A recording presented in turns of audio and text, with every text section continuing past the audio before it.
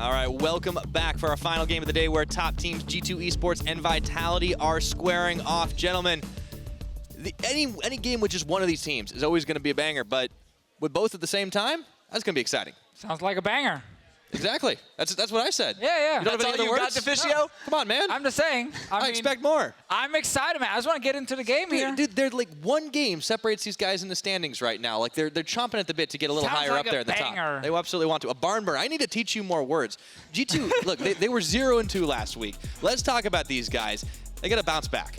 They absolutely have to, and I think that for Vitality, it's their best chance to try and come back in and try to upset the top 3 in the standings, because before last week, G2 were firmly in second. Yeah, but last week, obviously, especially in the Giants game, it felt like they were just all over the place. Like, they got first pick Aatrox. Most coaches would consider that a one draft, and yet G2 after the game kept talking about how, we didn't really like what we were picking. It was all, we didn't 100% know what we wanted to do with the draft, and they kind of lost too many random kills left and right in the game itself. So there's a lot of sloppiness, both in the draft according to them, but also in the game from what we got to see. They blamed it obviously on things like jet lag, and obviously it was just one game against Giants. I think they're going to bounce back today. But yeah, you're 100% right. And there's actually a good chance that Vitality can punish a potentially weaker G2. That's very true. But Vitality, they want more than just being able to beat a team like G2. They want to be able to get further up in the standings. Very important for these guys to get ahead, especially against tough opponents. And they still hit hard in the early stages of the game. I want to see if that happens again today. Exactly. It just the excitement you get when you watch a Vitality game with all their early game playmaking from Gilius, from the mages in the bottom lane. From Yamato's dress attire. The coach showing some chest hair as well. We got everything handy. It's a banger. It is definitely a banger. I'm glad this one is caught on.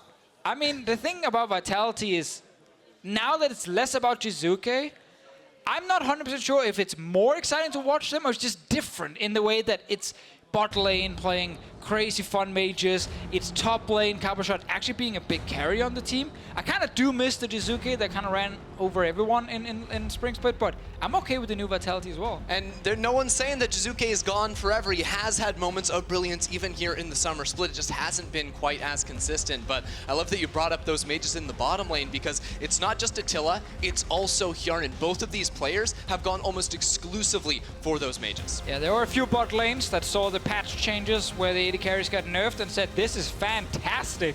We now have 10 different picks that are not AD carries we can use, and they can of course still fall back to the standard ones. Like Attila has played Lucian a bit in the last few games, so it's not like they're just stuck on one style. They have a lot of flexibility in what they can do in the draft. Well, limiting the flexibility a bit, some of those bans that come through, you see some of the playmaking focuses, but it opens up Taliyah to be first picked by G2 Esports. Zoe for Vitality as a trade then? Ooh, I'd really like a Zoe here. I think she's the strongest mid laner on the patch, excluding Aatrox, which is just the strongest champion overall on the patch. You got to do it. All right, easy peasy, it's locked in. So expecting this Taliyah to go jungle and PerkZ to try and counterpick Zoe, unless they want to funnel the Taliyah, which of course it's G2 Esports. They've done a lot of funnel comps before, and then it would be PerkZ playing it. So there is still some flexibility for G2 in terms of how they want to use Taliyah specifically. I've also seen a bot lane. Yeah, there's definitely options here with this Taliyah. I still think it's a Jankos pick for me. Give him on something that, you know, isn't necessarily the Braum. Let him do some more carrying himself, but there's still flexibility even with that Gragas lock-in, because we've seen that go both top lane and into the jungle.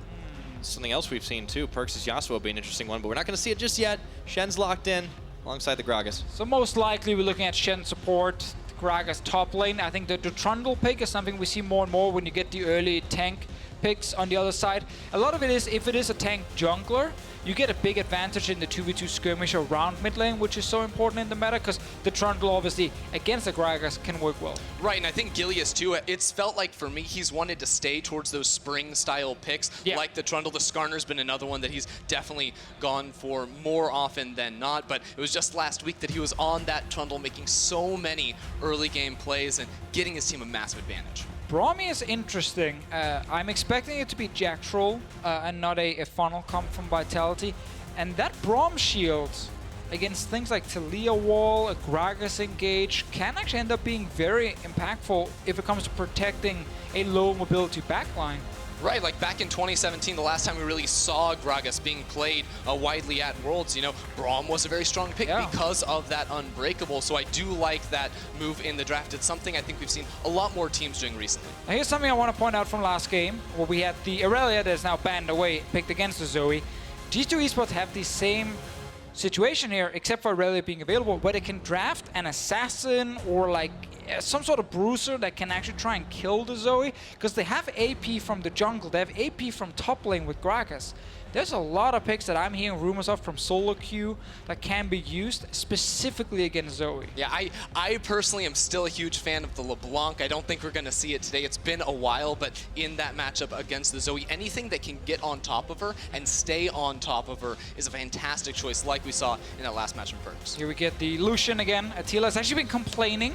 He's one of the AD carries complaining when his coach puts him on standard AD carries, but it is happening for Vitality. They like the fact that he can try and win the bottom lane with the Lucian.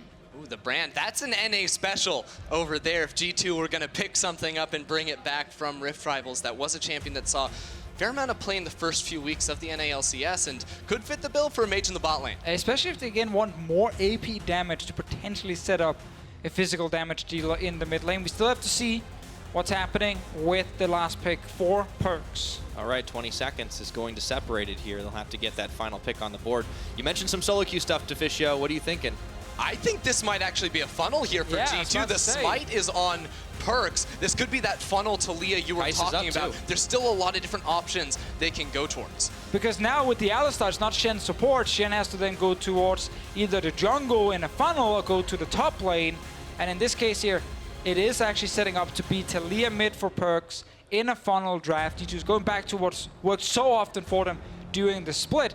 But it's a very magic-heavy composition. Exactly. That's my concern here, because usually when you're funneling something, it would be like the Kai'Sa, and then you have a mage in the bot lane, so there's a little bit more damage diversity. It's going to be a little bit easier for Vitality to itemize against it, but that would be assuming they picked tanks, which they didn't. Right. There's obviously still a few magic resist items you can get, at least like one per champion that can be very, very useful for you and will give you a small edge, but it's not a massive, you know, tank composition with a Wunder who's just stacking 5 million magic resist. So G2 Esports might not care too much about the lack of physical damage on their side. Yeah, I definitely think that's the case. Now, I 100% think it's going to be Gragas in the top lane for Wunder. I like this matchup against the Rumble, just having the ability to all in if you're duo, if you're hyper carry and that support come on up and gank. But also, Shen plus Taliyah is an insane burst combo in those early levels if you land just a single taunt. The moment you get taunted, and it's going to be a taunt flash at some point, you cannot dodge it. You get knocked back instantly and you will die. Because here's the thing about funnel Taliyah.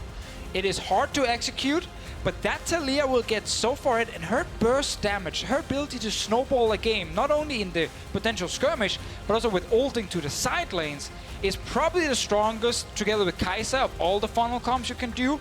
It just requires great execution from the Taliyah play itself, and it's PerkZ playing it. What more can you ask for? Put it all on PerkZ. That is the G2 Esports strategy that has worked out so well for them. But on the other side, Vitality are hungry for that win, and they have a lot of scary tools, a lot of damage dealers. The Zoe in the mid, the Rumble in the top. Even the Lucian, there's a seriously scary team fight. Yeah, there's always the concern too here if you are G2. When you have the funnel composition, your side lanes usually don't get that much assistance. And against an early game jungler like Gilius on this Trundle, we've seen him do nasty, nasty things with in the past. The ball is in his court to make the plays. We'll see if he's able to make that happen. Can he be the hero Vitality needs to surge them up through the standings, or will the Taliyah funnel be the key to victory for G2 Esports? It starts right now. And if you're just tuning in, you have not been watching a lot of LCS so far, funnel is the word you're going to hear a lot.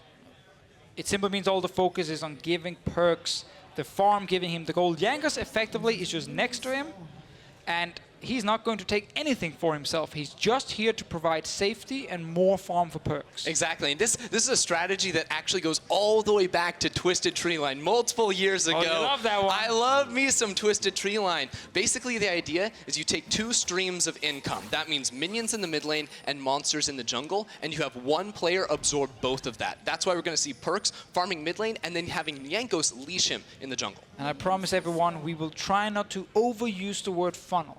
If we have to say it too many times, we have to change the word. And then we have to find different words during the count. I've got one for you, man. I call Jankos the butler. There you go. That's follows PerkZ around and feeds him. They're trying to get him fed. For now, it is a level 1 invade. This is one of the answers to this strategy. If you can go in level 1 and deny the first camp, at least slow them down, it can actually set them a bit behind. Especially when you have the Braum, like one of the strongest level 1 characters in the game. Being able to apply CC means that PerkZ is going to be forced out of the area and will slow down that. And what's important to follow now is how fast Jiizuké pushes mid. Because now that you denied PerkZ the initial buff, you are slowing him down a little bit, and if you can get this wave to hit the turret before PerkZ shows up, he will lose the entire first one. And that's some of the things you're looking for when you play against this draft is how often can you deny him these mid lane waves? Exactly. He didn't pick up any of the minions, was only in range for the experience on 2 of those. So that's going to be a massive win here for Vitality. And I also have to point out the fact that Jactroll went for teleport down there as a support. That is what let him accompany the rest of his teammates for this invade and let Gilius steal away these camps. And it was the blue buff taken here. It's not an AD carry, obviously, who can push without mana being ready. For Taliyah, she definitely needs it in the early game. It is important to note, though, that when you do kill Scuttle Crab, you get a big chunk of mana back. So that's why you see that bump up a little there for PerkZ. And if G2 wanted to be a little bit more risky, they could try to walk into Vitality's side of the jungle and steal away the blue buff. But even without a blue, when you have the Hunter's Talisman, you should be just all right. Yeah, I mean, they can still do it now. The goal is always go back and push out the mid wave. Like, because you want to constantly balance the jungle camps, they will stay there. They're not obviously going anywhere. But the mid lane wave, if you just allow Jiizuké to sit on his own, will always get crashed into your turret. So it's important you bounce, camp, mid lane, and just keep doing it over and over to maximize the farm. Jiizuké cannot do anything to stop this blue buff.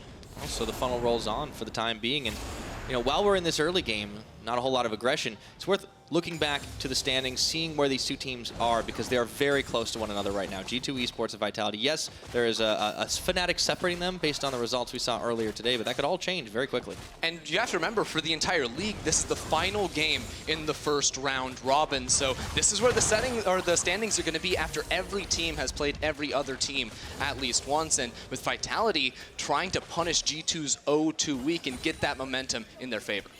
Hey. We had Jankos and Wadid on the Euphoria podcast, available YouTube, SoundCloud, iTunes as well, with video and everything. It's crazy. I actually really recommend listening to this one. A lot of great stories, and as you guys can see here, Jankos talking a little bit about Vitality. Yeah, wanted to predict Vitality to win the game, but then he realized he was the one playing up against them. This team is so good, they have 2 supports, and they both wanted to talk about it. There's actually a hidden Braum combo they talk about. I wonder if Jactroll watched the episode. He probably did. Let's see if That's he's called scouting, it you know, it's important. If you wonder what it is, effectively it is animation canceling is what you can do when you W to someone. If you E during the W, so you put up the shield, you actually animation cancel on your next ulti or Q. So it becomes very fast how you can jump in and instantly hit someone with Q or R. And it's something that's hard to react to, but also hard to pull off. Definitely is the case. And right now, we talked a little bit about those windows when you are playing this final comp. It's usually 35 seconds, somewhere around that number, the amount of time you have to get out of the mid lane, go farm camps. So usually you will see teams go for 2 camps on their own, make it back to the mid lane. But remember, they can't help out their side lanes, and Wunder is in trouble. Yes, he is. Level 5, has flash, might need to use it, gets smited down. Let's see, gets a 2-man belly bob here, but he's having to flash, still follow through. There's the top, and it's going to be first blood to Jankos. You don't need no smite. The first blood king is back. I like the play from Vitality to punish the side lanes. At Ender, you just said it. It's really hard to defend the sides for G2, but Jankos read that play. He moved up very early from the mid lane and just said, okay, you know what, PerkZ, you go mid alone. I'm not going to follow you. And at least he trades 1-for-1 up in the top lane. Sadly for him, Cabochard did stay alive. He got to push in the first wave, and he's really far ahead at the moment. Yeah, even before that dive, Cabochard actually had a pretty sizable CS advantage. And you can just see right here, Jankos was finishing off the little wolves so that PerkZ could go back to mid lane and saw this play in movement. Wunder was able to survive for quite some time, getting the healing off his passive and giving Jankos time to get in there for the play. Just got the first blood. Nicely done by Jankos to really secure that one, make the 1-for-1 trade. So still relatively even early game as a result, but that might change. Wadid finding Jactroll, knocks him away, lets the channel complete for his bot laner.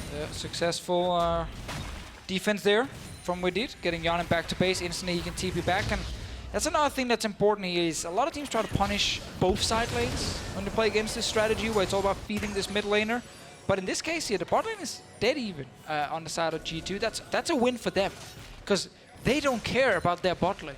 Yeah, I mean, usually when you have these side lanes, you expect them almost to fall behind a little bit if you are playing this funnel comp. But now I want to see out of Vitality punishing PerkZ. He still doesn't have that Runic Echoes completed, and just looking at where Jactroll is on the map, feels like Vitality have the right idea. It's so hard for them if they don't actually get the fight to do it, because Taliyah is so fast around the map.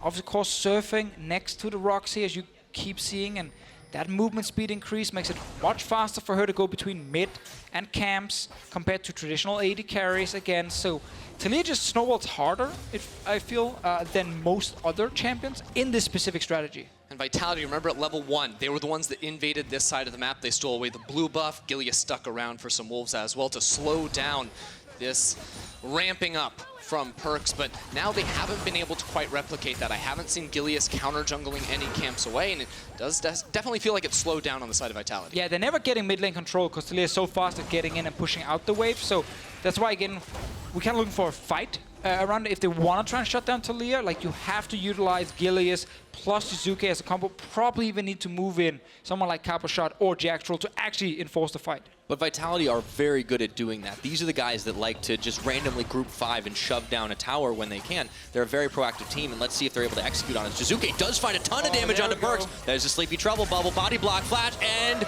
ignite. Goodbye. Ignore the part about needing Jactroll and Jiizuké. Oh, sorry, and Gilius. Jiizuké just did it on his own. Yeah, you just do it by yourself, get the 1v2 kill.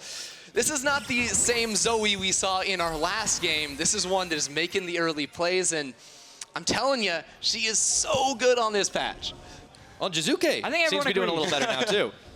All right, now they get to roam into the G2 jungle and see what they can see. I think Wunder knows that he might need to get the hell out of No dodge. flash on him. Oh boy, he's walking on that red carpet. I don't know if he's wanting to, though. Gilius, there's the barrel. He's going to knock in the Trundle, but Jankos comes to the rescue as well, and there's a bit of a wonky fight here. It's Gilius who's going to fall.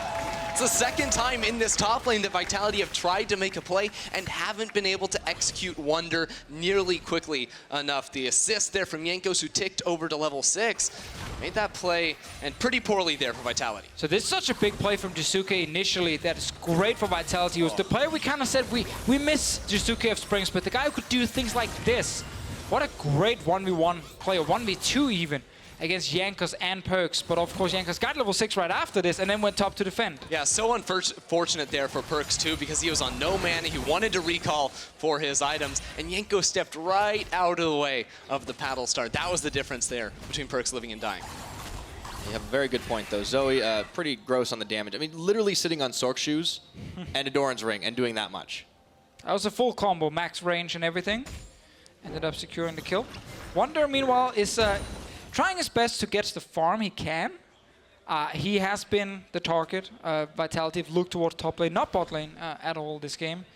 But I think actually the fact that they've been able to keep this turret alive for so long is, again, G2 showing how to defend against this aggression. Yeah, it's really just the defensive playmaking from G2, although this time there's no one in the area, but Wunder has his flash up again, so he's totally safe up in this top lane, it really does feel like again. It's important for him to just stack this early AP for wave clear. Like, put down the barrel, wait it out, let it explode, and just try and stop the wave from ever fully building up towards your turret, because that's when the enemy team tries to tower dive you, every single time.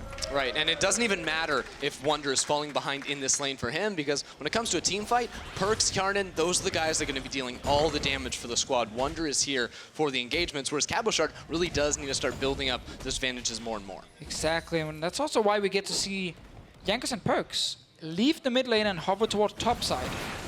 To simply say we are around in case a fight breaks out, in case you try and dive our top lane, and that's going to make it harder for Vitality to actually snowball Cabochard further. I feel like Jiizuké trying to kill PerkZ is kind of the way to go now if they can't successfully shut down Wunder.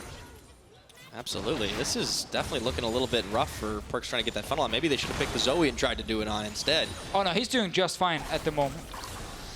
Well, you'll also notice that when you do run this funnel style of composition, you have 2 support items. That means twice the amount of wards are going to be on your map. And right now, G2 have total control over the river. Tons of control wards to make sure that Gilius can't actually enter the jungle or make plays on the individual lanes. Yeah, now we are also waiting for Taliyah ulti to be ready. In fact, he can impact side lane so effectively. It's another big thing. And that's kind of, again, in the funnel combat. As long as you're even in the early game, you're doing great. Because you have this one player who's going to eventually get ahead, and you just need one fight when he's in it to start snowballing completely. Yeah, this could be a really good moment for Vitality if they can get the fight. There's the teleport. They got the knock-up, and it looks like they found the damage they needed canceled. to onto Wadid, but teleport does get canceled. Culling gets chunked out by Attila. Not enough damage to actually finish the fight. It looks like they didn't quite go where they wanted to. Oh! And the taunt onto the Zoe. PerkZ getting revenge. Just waiting for that moment when Jiizuké overstepped his boundaries. Jankos ready to pull the trigger and actually keep looking for a dive in the box. There's the Weaver's Wall. Attila, he dashes over, and Jactroll jumps right behind him. He does force the retreat. Yeah, not the combo you can actually catch with that one. PerkZ, however, got that kill. Second for him in the game. Bot lane turret will take a bunch of damage as well. Actually, Attila and Jactroll can TP back to defend it. Yeah, and I believe we'll have to check it again if there's a replay. But lane. yeah, this is important. Double 2 teleport. teleports coming in. They want to be able to trade turrets, and actually, there's not even a trade on the other side. Classic Vitality trying to speed the game up after they make a little bit of a This is mistake, but Hjärnan. there's going to be a match teleport from Hjarnan on that Brand. He comes out, helps clear the wave, and it looks like the push is stymied. No turrets dying. Everyone has teleport, so nothing gets to happen. Everyone wants to defend. I assume Jactroll gets interrupted by the ulti Gragas from ulti. Wunder. Fires him away. Ward just gets him in vision. Right, there's a control ward on the other side. They would have seen it no matter what.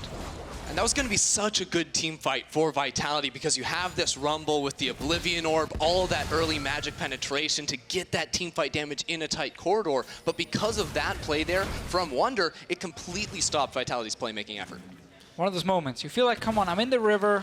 Surely I'm far enough away from him, but you're standing on 2 wards. He's going to see you. It's a play from before where it's a good start. With that TP you just talked about, Ender here could potentially be huge for them. Great flash from Wadid to get over the wall. It's a tricky one to pull off, and they defend initially. And this is where Jiizuké needs you to step away. Yeah, he was looking for a Alistar maybe onto Wadid. He didn't have the right idea there, though, and Jankos certainly did. This is one of the few moments we get where it's a relatively quiet game, so let's take the time to actually compare how these teams typically have been doing in the early games. It's actually been fairly even, just like this game, but for very different reasons. G2 tend to rely, when they're not funneling, on just superior laning, whereas Vitality like to get all them objectives. Right. You will notice, though, that all the top teams in the league follow a very similar formula. It's all about the early game, building up advantages, not just in laning phase, but also from the rest of your team, as Cabochard gets into a tough situation. Some of those kills as well. Gilius is coming in. There goes the equalizer, and they can't quite get the shove on. Here we go. Gilius going forward, but he's got 3 members of G2 on him, still hanging tough. PerkZ tanking tower shots. He's actually going to walk away from this one very close. Wunder does not get hit by the Sleepy Trouble bubble, but he can't quite make it over the wall before Cabochard equalizes him. That was supposed to be such a big play. Top lane, though. Still happening with the 2v2. Wadid and Hjarnan taking a lot of damage off that culling. Pyroclasm not doing enough, but Jactroll is forced out of this fight. A lot of action and only 1 kill across the board. Big win bot lane for Vitality. That looked like an easy, at least flash being forced away from Cabochard. He ended up walking out initially. Knockback not actually hitting him. And then the turnaround. Gilius walks in front of the entire team and just starts smacking away. Yeah, I thought Gilius was out of his mind when he flashed in the middle of those 3 members, but he saw that the turret aggro was onto PerkZ and knew he could force him out of the fight entirely. So 3v1 initially. Jiizuké is not here. He's just moving from mid now. Cabochard does not need to flash. He just walks out of this one. Damage onto PerkZ, and look at Gilius. Right now, he's fighting on his own, but he's staying alive long enough because Shen is ulting, not dealing damage. Wunder obviously doesn't have a lot of damage on his side. And plus, with the turret, G2 simply couldn't kill anyone. They end up losing that little fight. That was a big moment. That's the fight that Vitality were looking for earlier with that teleport from Cabochard. They're more than happy to make these plays while they're still relatively even with PerkZ, because PerkZ hasn't been able to build up that massive advantage just yet with all the farming he's been doing. Right, and the Vitality members starting to stack up a little bit too. You see some of these item buys coming through. The Zoe, of course, has the Luden's Echo. Attila has his Blade of the Rune King, and well, that Rumble is not going to be doing any shortage of damage. Merlin Nomicon completed on top of his Merc Treads. And he's got those 2 kills, and Wunder trying to steal away his own red buff, but Gilius gets the smite down in the end. Didn't get it. Meanwhile, top lane turret taking some damage from G2, but bot lane turret should go down in favor of Vitality. Very even game so far. Two of the top teams in Europe fighting it out. Oh, he gets a taunt. Okay, PerkZ does not get interrupted on the Rift Herald pop, and it looks like mid tower is going to fall pretty soon as well. He's forced away. Jiizuké running around the side, and that's first tower. Losing that mid lane turret is very important here for G2 to be able to knock that one down. Now they're the ones that have the priority and can rotate into this top lane and look for the fight. Weaver's wall's up. Attila and Jactroll once again caught, but they dash over the wall once again. Tower falls in the bottom. Let's see if this fight anything comes with. They do get a knock-up. They found the Braum. Attila still untouched in the back, and there goes the Glacial Fissure down. He flashes away. Teleport. G2, maybe they've bitten off more than they can chew here. Cabochard coming in, and he lays down the big equalizer. Jiizuké hopping the wall, not able to find the execution damage, but Wunder and Wadid will surely get boiled down to nothing. Second time. Oh! He gets him. All right, that's the Zoe damage, so it ends up being a 3-for-0, and we're not done yet. This keeps happening though. G2 are trying to force a play where it's PerkZ and the Taliyah going to a side lane, and then everything backfires. They can't kill any member on Vitality, and then all the players just end up showing up for the fight. The difference maker for me is that the first seismic shove hasn't been landing. If those land right there onto Attila and Jactroll, G2 immediately blow them up, but instead he throws it out a little bit too early. They're both able to dash away to safety, and then they stick around after that, and that's the key mistake. Oh, big turnaround. Let's see it again. So PerkZ, he knows when he ults in here, Lucian can dash over and Jactroll can follow. So now you can step away if you're G2, but because he gets hit by that Q, there's a chance Vitality can trade with him. And of course, G2 have 5 members here. They feel confident fighting. Yeah, that was a great flash there from Attila as well. He almost got double knocked up by the headbutt, but as soon as Cabochard and Jiizuké enter on into this fight, they're able to punish the 2 members under the turret and let Jiizuké go for the continued kill. Oh, we got the bubble onto Hjärnan. He was asleep when he actually died. Second time as well, where there's a turret still standing when G2 are trying to run away from the fight. So they have to run past this turret here. Some of them will be taking damage for it. They can't, there's really no escape plan. It's all in, get the kill, then get the turret. When the first part backfires and they don't get the initial kill, everything falls apart. Yeah, and you have to remember, too, that G2, it's going to take them longer and longer to get these kills because they all end on this magic damage style of composition. Now there's so much MR coming through. The Hex Drinker for Attila in the bottom lane, Mercury Treads on 4 out of 5 members. That's really tough to start dealing with now in the mid game. And let's not forget that G2 are trying to play Vitality's game. Vitality are the guys that like to death ball as 5, and they play it really well.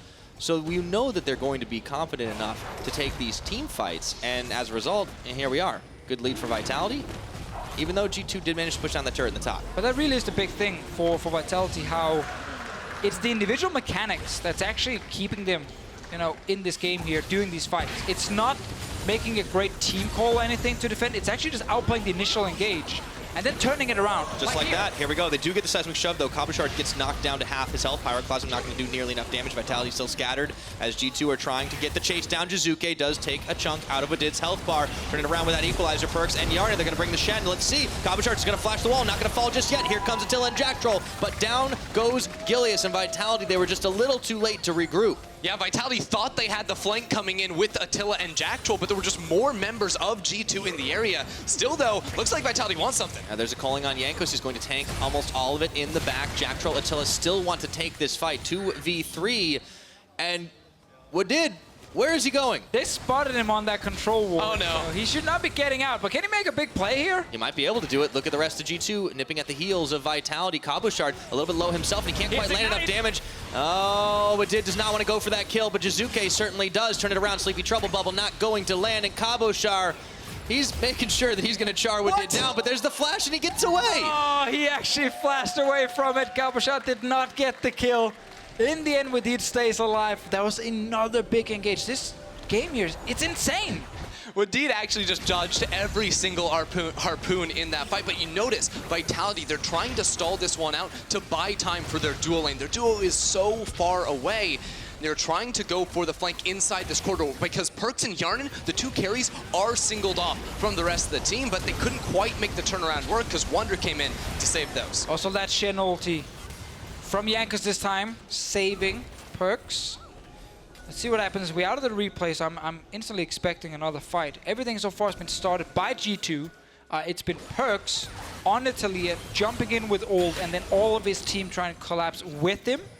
Vitality's been able to fight back multiple times. Lost the last one. Not a massive loss, though. Yeah, Vitality are the ones with control over the map at the moment, but still feels like fights are breaking out seemingly randomly. It's like see person in side lane, kill person in side lane. Every single time there's an opening, these teams are willing to make the plays. I mean, Jiizuké probably still feel like they need to keep doing this before too much MR gets stacked on the other side. Void stuff coming in very early from PerkZ. Obviously makes a lot of sense with the items we see from Vitality already. Gilius is not where he wants to be yet in terms of his items. He's 0-3. He's not been able to get a lot of gold on his side, but he's going to be the one tank stacking a ton of MR. Absolutely is, but right now my eyes are on Cabochard because he's the man that got such a big advantage in the laning phase, sitting at 3-0-1 at the moment, and is all the damage in this team fights, it feels like. You also got to keep an eye on Attila down in the bot because he's drawing pressure away here. G2 have sent Wunder down, and he does not have teleport up. If Vitality want to try and force a fight close to that Baron. Well, remember, if they do manage to get the fight, ulti from Cabochard when the enemy team is coming from the jungle to try and stop you. Ooh, it's perfect. You can land it so easily on multiple members. And PerkZ's Taliyah typically does not want a full-on grouped 5-on-5. Like, you actually want to be able to catch some people out, land one CC into a knockback, and you just instantly one-shot someone. Harder to do in a big 5-on-5 where you got to run away from an equalizer and 3 to 4 players trying to kill you. Right, it brings up an interesting conversation because I feel like mage compositions in team fights are very different to that of a marksman, because you look at a champion like Lucian, that's a ton of consistent DPS. But when you have Brand and Taliyah on the other side, it's much more about splitting up fights, looking for picks, and using your windows of power where you have your cooldowns and abusing those, because there are definitely drought periods when those abilities aren't ready to use that you can just absolutely get taken down during. It always feels great at the start of the fight as a mage when you use all your abilities. Then you have 5 to 10 seconds where you're just kind of dancing around, not really able to do a whole lot, and you're kind of waiting for the enemy to do something. Is that what you do when you're waiting for someone to engage in you, Deficio? I just dance around, baby. Right in the middle of the lane, okay. I play Zyra, I have plans. I don't need anything else. Can always deal damage. Yeah, well, we've seen what happens to Zyra that stands still too long when there's a Zoe in the game. Yeah, and that's probably one of the reasons we don't really see her much in pro play. She's so easy to kill. This game, she's not in it. Instead, it is 2 tanky supports with the Braum and the Alistar. The rest of G2 now the ones in control. It's so interesting still seeing Attila in the side lanes because this is basically top Lucian at this point. You know he's going to be strong in a 1v1 matchup. He's built up MR that's going to be super effective against Wunder or whoever ends up matching him in the side lane, and you can continue to put a ton of resources into him, stack him up so he can be this late game really important threat on the side of Vitality. Vitality are controlling the Baron area. This is the big obvious objective for them to try and secure so that they can start pushing as this fight. And they've also got a critical Mountain Drake, the only dragon that's been taken this game. With Vedius coming down to the bottom lane here. Uh-oh, Hex Flash. Attila. Let's see if he's able to get out of this one. Got to be careful. No, he does get knocked and bopped. Flashes a little bit later. He does pop himself. A Culling gets interrupted by the big barrel of Wunder, but meanwhile, this is a sacrifice. Vitality. Oh, wait a second. It looks like he actually gets away, but meanwhile, over at the Baron, the Weaver's Wall is going to cut off the Zoe. And look at PerkZ around the back of the pit. They have forced Vitality off the Baron. And right now, Wunder is recalling. He might actually look for a teleport to come into the fight. That is, unless Vitality go in. Flash Pillar forces Hjarnan's flash as well, and there we go. The equalizer a little bit late perhaps, but here we go. Jactroll flashing forward, gets the Glacial Fissure. Hjjarnan is going to fall. Vitality, they're turning 180 degrees right now, straight back to the Baron pit. Gilius had one goal in mind when he flashed forward. That was to get the flash from the Brand, so then suddenly his team can actually follow up and kill them. They were lacking some hard engage otherwise to turn and start the 4v5 team fight at that Baron. Did not happen. Attila did manage to actually win the 1v2 bot lane. That's a big one for him. Keep in mind, there's not a lot of damage on Wunder. The damage he does bring is magic, and has so much MR already on this AD carry. Yeah, I mean, you talk about the lack of hard engage, but an equalizer on top of a target who doesn't have a flash, that is instant death there for Hjarnan, and he's going to be out of that cooldown for the next 4.5 minutes. Oh, Cabochard could be in a little bit of trouble as he stayed for that red buff, flashing forward to help secure that kill as his team takes the dragon. PerkZ and Jankos didn't want to give anything up for free. They spotted him in the jungle. Cabochard did not manage to flash away in time. Around the mid lane now. Here comes Wadid once more. Jiizuké, oh, the flash and the knockup. Jiizuké is going to flash away himself, but right into the waiting hands of Wunder and Hjjarnan. Portal jump, but he comes right back, and he's deleted. Wunder bops him. And now it's G2 with the advantage, 5 versus 3 on the map. This is the opportunity for a power play Do they go over to the Baron, though? That is the question in the mind of G2, and I think that answer is yes. Looks like it.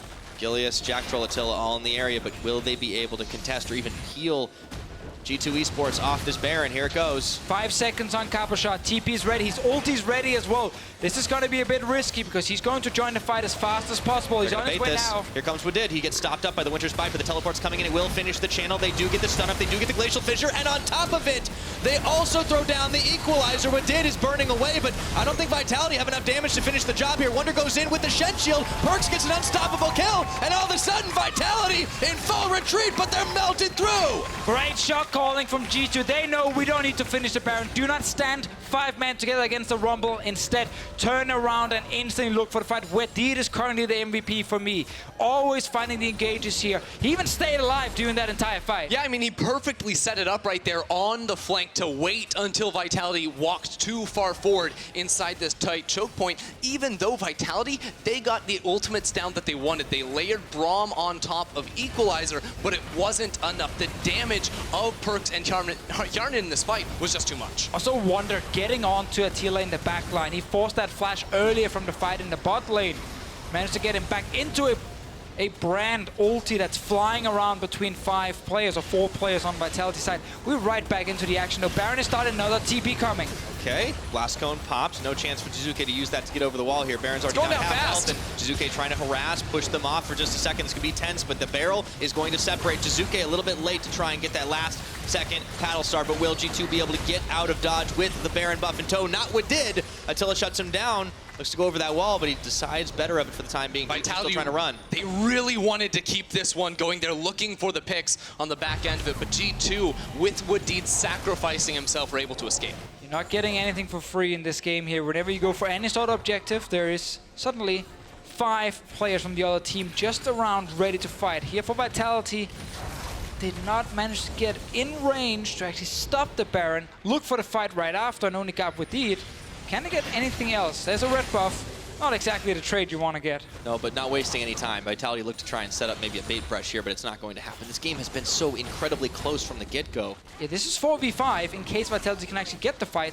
Rumble ulti is ready, but once again, they need someone who can start it. It's going to have to be Jiizuké landing a bubble, or Cabochard's long-range ult. No one else can actually do it for them. And if you're watching these team fights, it is so hard to play them out if you're Attila on this low-range character like Lucian. If he's ever stepping into the face of a Brand or Taliyah, he's instantly getting blown up. There's so much CC and displacement effects on the side of G2 to really mess up his day that it feels like he really wants to be back in that side lane where he can outplay 2 members. It's just not happening against 5. Rare moment of quiet as Vitality, 4 members, this Baron buff in tow, trying to make something happen with it. But it's G2 that's actually pushing them in continuously here. Still with the gold lead, but it isn't huge, 2,000 or so. G2 looking for these fights, then they can secure these objectives. But Cabochard's also waiting in the wings. Every fight so far has been very close. Oh, it's another bubble landing. It's onto Jankos. Meanwhile, this bot lane turret should be the objective, should go down very quickly as well. Bubble almost landing. Yeah, Jiizuké has to be landing the bubbles onto PerkZ and Hjärnan, looking for the picks on the 2 carry members of G2. We have to remember PerkZ, because he's running Smite, there is no cleanse on his side. Against the potential bubble, there is no me kills either. No Zhonya's either. He went all in on the damage with the Rabadon's Death Cap. That's a hero cannon minion right there, Pyra. Yep, well, unfortunately for his trouble, he's going to die to Attila, but that was nicely done for G2 Esports. They secure themselves up that tower, so number 4 for them in this game, and they keep themselves ahead in this. They have the tempo advantage still. Can they keep it, though? You said when this game started, it's going to be a banger. I said it's going to be a banger. Yeah? Andrew said it's going to be a banger. Yeah, you guys agreed with me. I'm glad. Whenever that happens, I get so happy. So was it a banger? So far, it definitely is. 2 top teams. That was my interpretation, too. If Vitality win this game, they tie G2 in the standings. They get even closer towards Misfits at the top. Gonna have to win a fight for it first, though. PerkZ isolated, however, he has friends. Jankos throws on the shield. He also flashes away. That will be all for now, but they can't secure the tower. You're right, it is oh so important. That's why no one's giving away anything for free this game. if the bubble ever lands onto PerkZ, it feels like he would get instantly blown up. He has to be absolutely choice with where he positions, and he's throwing it down the wall. Okay, there we go. They've separated them out here. A little bit of a redemption coming out for the Zoe, but no redemption for that tower. Jiizuké pops over the wall, only finds Wunder, and it looks like it's going in! They're going bowling, and it looks like a strike. That's 2 kills, quickly picked up by Hjärnan. And it's Wadid again starting the fight. Great ulti setup from PerkZ initially to force Vitality to stay around, and then the moment the tower dies, the Alistar flies into the back line, and now Vitality, they can't defend against all the AoE damage coming from a Brand. It's all about the short, explosive fights here from G2, the damage of Hjarnan and PerkZ, and they're going to get the inhib. Yes, they are, and I talked about redemption a minute ago. This is very important for them to try and have recovery from their last week, going 0-2. It's rough for a team that's expected to be sitting at the top of the standings. 4-time champions, G2 Esports, now they are knocking on the doors of Vitality's base. And again, at the start of the team fight, you highlighted Wadid looking for the massive knock-up here on the Alistar. Just take a moment to let it sink in, because it's an insane combo between him with the flash into 3-man knock-up. All of the damage to come through on top. Such a perfect setup, because if you are Vitality, you can't really get to the backline. You can't get to Hjärnan. He's full HP this fight. PerkZ as well, very healthy. Look at the damage dealt. This is what happens when you get engaged on, you get chain CC'd, and then you're forced to simply run away or just die in this fight here. Good old Jankos as well, adding some value. He's contributing, I think. Not really sure at this point. 0 damage. I mean, he is motivating the team with that secret. Yeah. He didn't want to. That's true. This is the battle. Carry over. This is the battle for the secret. I saw Vitality tweeting out they wanted to keep the secret hidden, but right now it looks like G2 are going to be revealing that one after this match. If G2 win, Jankos will reveal the secret according to Mike Check. Yeah. I guarantee you it's going to be some completely stupid secret. Like, I hate playing Braum. Is that even a secret? Is it a No, he's actually said it on record, so I don't know if that one counts. But it's a good motivator for the team, clearly helping them step up in this one. Now that gold lead ballooned up to 6,000 ahead. Of course, we're still 30 minutes into this game. G2 still sniffing around, but they might want to try and close this out on a Baron buff, which is coming up in a minute and a half. Well, that is also another fight then for Vitality to take with the Rumble ult. Again, we keep highlighting this, but their ways of starting fights is long range, bubbles or rumbles, or Jactroll with flash. And it's available now if you want to go for it. Otherwise, they are relying on G2 to make the first play and get the initial jump. There's nearly that face check, though. Looks Here like we PerkZ go. gets caught into the wall, and there goes the equalizer down. He's protected up by Gilius, but there's the taunt. Where's the rest of Vitality? They've not gotten into collapse, but G2 have run out of damage. Jiizuké just barely off right there on the paddle star. He needs to be connecting these skill shots, because right now, Vitality have to make every single play work out to win a fight. Here comes Jiizuké, looks for PerkZ, not able to find him. The minion was intercepting, so the tower is going to fall. Here comes Jactroll if he wants to try and make that big play. Stops on the seismic shove, and that's No it. flash on PerkZ here. There is an opening. If you have to flash engage from a Braum, sadly for them, after actually a good setup with the pillar keeping PerkZ in place, equalizer did come down, but there were enough members around and a locket from Jankos to protect PerkZ. It's just so difficult to engage onto this Taliyah when she has 3 big beefy tanks / supports to protect from her, eat all the sleepy bubbles as well, and make sure she stays safe. That flash is ready in what, minute and a half at this point. Baron will be alive before that. Again, I keep saying this, but I want to highlight the flash engage from the Braum. If you are Vitality, you're not winning when the enemy team is engaging onto you. We've seen a few fights go in favor of G2 because of that. Vitality can only hit Wadid in the front line or Jankos, not the targets they want. If they get the jump on Taliyah, that is the way to win this game. Yeah, with the equalizer on top of the flashless target. We talked about that earlier in this game. Spellbinder on top of that Rumble build and everything. There's so much damage to try and knock down PerkZ. And for G2, they want to speed this up a little bit as well, I feel like. 6 items on this Taliyah. I mean, she's not getting much stronger. If Vitality start the Baron here, they can force the TP. Wadid, however, is just a bit north of the Baron, hiding in that little brush near the top lane. He's not spotted. Ooh. Baron is started. He's trying to go for a flank. I love this Have from a Wadid. teleport. Okay, puts the ward down. You can instantly hear the Vitality are aware of what's happening. Heal off, but there's a big knock-up from Wadid. Where's the damage? G2, the rest of them have yet to respond. Jiizuké being chased out by PerkZ, but the rest of the team is fighting. Equalizer thrown down as well as the Braum ultimate. Vitality still healthy, but are they healthy enough with the Pyroclasm? Wadid goes back in, and they completely demolish the health bar of Attila. Now G2 continuing to push on this one. Cabochard, Jactroll, Gilius desperately trying to limp away, but G2 not the healthiest themselves. Can Gilius make his escape? I don't think so. Looks like a one-way trip. Hjarnan takes himself a kill. Quietly stacking those up all game. He'll find one more. Jactroll jumping back to Cabochard, but G2 on the offensive. And the jungler from Vitality is down. This is G2's opportunity to move back in to that Baron buff. There's minions in mid lane and bottom lane. Oh, a little drowsy there. Jiizuké, he did find himself a bubble, but it was more trouble than it was worth. He's going to have to walk it out. Looks like Vitality might get a second chance here. Baron will go down, but not the Nexus, despite super minions already being close to the turrets. G2 win the fight. It was a weird start. Yes, it was. Wadid hiding behind the Baron. He ends up engaging just with Wunder and no one else around. But because he's Alistar, he can buy enough time for the team to join. And PerkZ did not... Jiizuké. Oh, man. He flashed over. Let's see if he can get that bait off. It looks like Jankos can actually follow him. Well, he does lose the flash in the process. Didn't want to have that happen to him, but at least he'll stay alive. Now Vitality have the bigger issue, which is defending against this G2 siege with the Baron buff. You gotta fight your way out if you are Vitality. The last one here, they never got onto PerkZ when the flash was down. They never secured the kill onto him. Had to just try and use it a bit defensively. Well, I'm glad that Jankos' peer is giving him some encouragement for his new role. Exactly. I don't know. Wadid's been playing really good That is actually completely true. I want to know when Xerxes tweeted this because I think he may want to change his mind. I mean, they've both actually been doing really well. Jankos' Shen is pretty clean. I gotta give him that. Yeah. And they're pushing it in. Speaking of clean. Now inside the base of Team Vitality, open inhibitor season. Let's see if they're able to get any more done. It looks like Vitality want to try and flank him, but Cabochard's got to be careful. Wadid is going to get the knock-up onto the Cabo.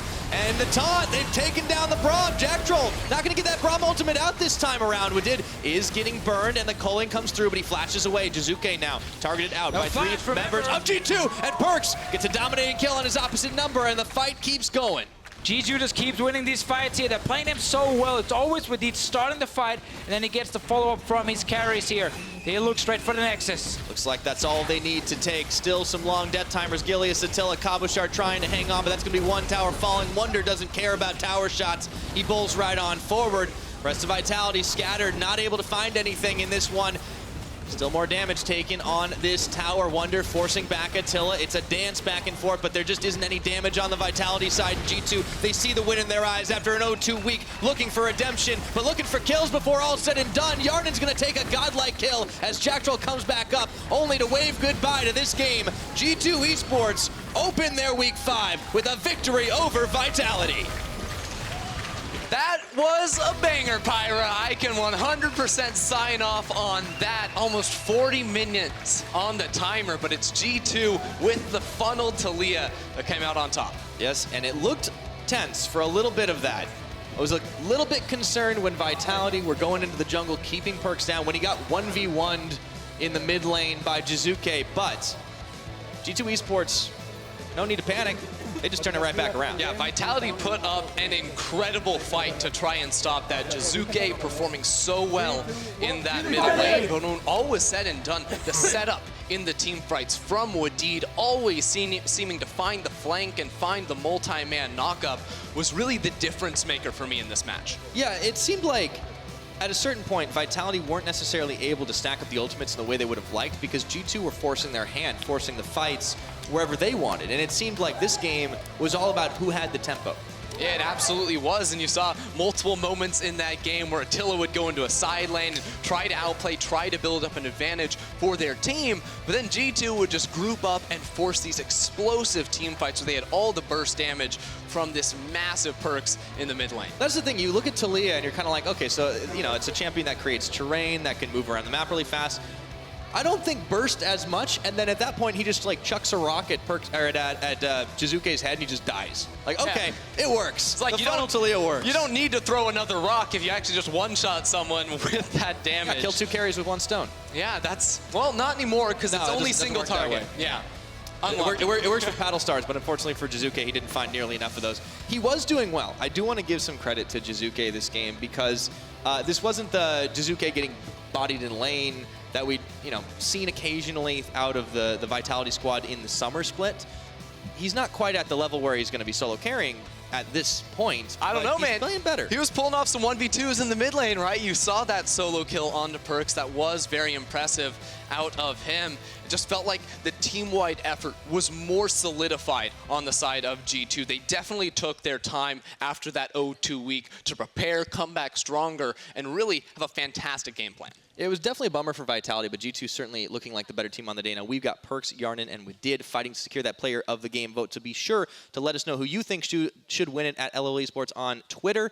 And again, it's always comes down to this. Like, yes, it's a funnel composition, but PerkZ isn't going to be solo carrying that one. I want to see just like vote for the best support. Yeah, because I actually want to know now. Yeah, you have to decide what's more valuable, all the damage you're dealing or setting up some insane team fights. Absolutely. Now, that is going to be it for day one. Let's go ahead. We've got tomorrow some excellently huge matchups. Let's go ahead and take a look at that as Fnatic and Misfits will face off in our match of the week. That's the one I'm keeping my eye on, Ender. Anything else excite you here? Oh, I honestly, this whole day, even like Schalke against Unicorns of Love, like which team is going to be able to make it in towards playoffs? H2K, will they be able to turn things around, fighting against another team equal towards them in the standings? There's so much parity between these teams that are facing off against each other tomorrow that we've got 5 really good games across the board. We certainly do. Also, though, just like, especially with the match of the week, like now that Misfits have done the 9-0, Fnatic are their first team to come right back around. Can they be the one to end the winning streak? I don't know, man. Misfits are scary. Well, see, for Fnatic, it's not even ending the winning streak of Misfits. Misfits have just beaten Fnatic in the last, like, 4 games they've played against each other. It is a long streak that goes all the way back to the spring split. So there's definitely some pride there for Fnatic they want to regain. I think that's definitely fair, that they need to be able to try and get back on the board. But, I mean, what do you do against that Misfits team? We saw how flawless they were executing today. And the whole split, to be honest. Yeah, that's the scary thing. Every single lane looks fantastic, top to bottom. Alphari, the unsung hero, stepping up to the plate, doing what his team needs to do. And every other member making a case for being the best in their position in the ULCS. All right, now that is going to be tomorrow. But let's check in with Medic and see what he has to say with Hjarnan and Wadid after that last game. Thank you very much, Pyro. I am joined by Hjarnan and Wadid. Congratulations on the win, guys. Best bot lane in the West. Both of you having claimed that title. We saw Wadid bring the belt out on Euphoria. You played Brand Alistar this game, which is a pretty dirty lane to play into if you're playing against it. What was it that made you pick those 2 champions specifically, Wadid? Still, the AP damage dealers are like way more stronger than ADCs, so that's why we picked. But I don't think it was that good picks from us because it was pretty hard to play against Braum and Lucian and Rumble as a Brand. Hjarnan was like crying, so... What the fuck? So did you actually struggle in that matchup? Was it a difficult matchup for you to play? Because Brand is very low mobility, so it can be hard to get out of those situations. I mean, I think lane is just like you just need to reach level 5, I think, and then you can just very pretty easily, like it's like any other mage, right? Like 6 and all that stuff, so it gets really easy, right? And early game, level 3, we're also pretty strong because of Alistar level 3 and Brand level 3 with a lot of damage. So I think we were fine. It's harder to play like mid game because if one Rumble ult and another flash is really good on me, it's really hard for me to like escape, or I can get like they can catch me really easy, right? And that's basically why it's hard in this one. But we were not the best draft, I guess, but it was still fine. Yeah, I mean, you still took the win in the end, so you should be pretty happy with that. Talking about how things have been a little bit up and down for you guys recently. Last week was a 0-2 week coming off the back of Rift Rivals where you performed relatively well.